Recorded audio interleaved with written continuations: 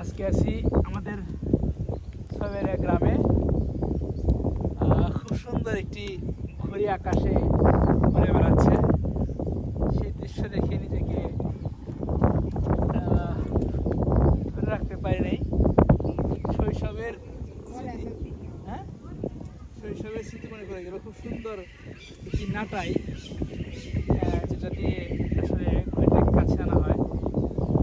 সন্ধ্যা যেহেতু হয়ে গেছে, বাসায় যাওয়ার সময় এটাকে ক্লোজ করতে হবে। সো আস্তে আস্তে এভাবে ঘুড়ি কাছে চলে আসবে। তো এটাকে আমরা ছোটবেলায় বলতাম চঙ্গকুটি, না বাক্স ঘুড়ি। বাক্স ঘুড়ি কিন্তু আমরা বলতাম হলো বাক্স গুড্ডি। সো আমরা নর্মালি কিন্তু এই ঘুড়ি দেখা যায় না। এটা একটা অসাধারণ বক্স ঘুড়ি, খুবই আধুনিক মানের, এবং যখন বাতাস অনেক বেশি থাকে তখন এই ঘুড়ি উড়ে মজা পাওয়া যায়।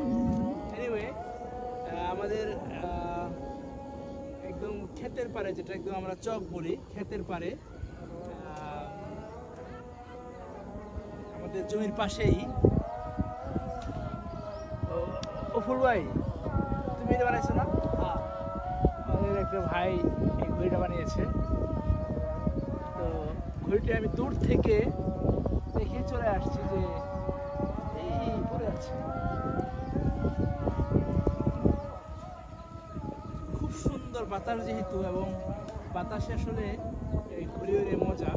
এবং এই ধরনের ঘুড়ি উড়াতে কিন্তু ভিন্ন ধরনের আটা এবং সুতা ব্যবহার করা হয়।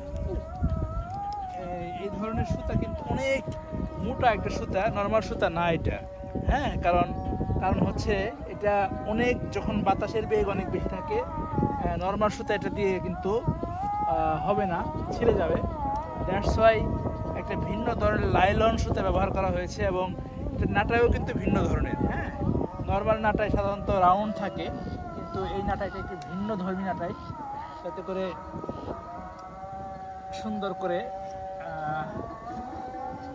ইয়ে করা যায়। যাই হোক, ভালো লাগছে অনেকদিন পরে ঘুরাইতে পেরে। আস্তে আস্তে যেহেতু মাগরিব হয়ে গেছে, নামাজের সময় হয়ে গেছে, আমরা এটা ক্লোজ করে বাসায় চলে যাবো। তাই না ভাই?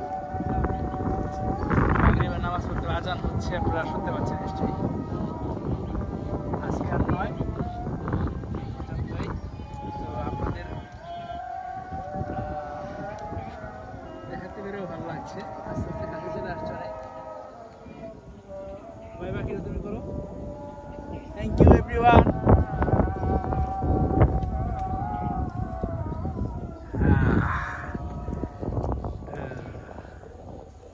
খুবই সুন্দর একটা ঘড়ি। এটা কাছে আনলে কেমন দেখায় সেটা আপনাদের দেখাবো। দেখেন কাছে আনলে কেমন দেখা যায়। অসাধারণ একটি ঘড়ি।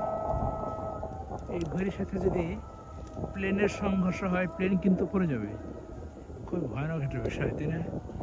সুতরাং খুবই সেন্সিটিভ। এনিওয়ে, আল্লাহ হাফেজ, ভালো থাকবেন। আসসালামু আলাইকুম।